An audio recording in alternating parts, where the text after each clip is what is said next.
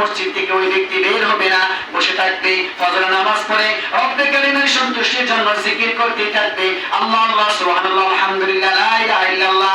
সূর্যোদয়ের পরে মাত্র অক্তর পরে যদি ওই ব্যক্তি রব্বে কারীমের জন্য 2 রাকাত নামাজ পড়ে, কাতান 2 রাকাত নামাজ, আল্লাহ পাক রব্বুল আলামিন ওই ব্যক্তিকে একটা কবুল হজ এবং উমরার সওয়াব দান করবেন। সুবহানাল্লাহ।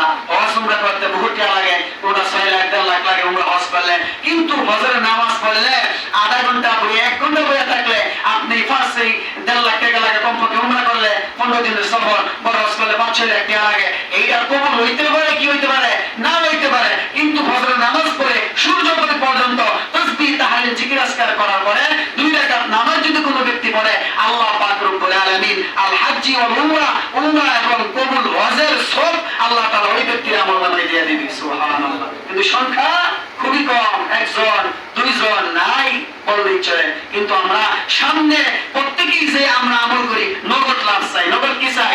লাভ চাই। কিন্তু নগদ লাভ কিন্তু যদি আল্লাহ তাআলা দুনিয়াতে দিয়ে দেয়, আখিরাতে নেকি থাকবে না। এই জন্য আল্লাহ মুমিনের একটা আলামত হলো ইবাদত করবে, গায়বের প্রতি ঈমান আনবে, আর আখিরাতে অসংখ্য অগণিত নেকির পাহাড় আল্লাহ তাআলা মুমিনদেরকে দিয়ে দিবে। সুবহানাল্লাহ। আল্লাহ রাসূল সাল্লাল্লাহু আলাইহি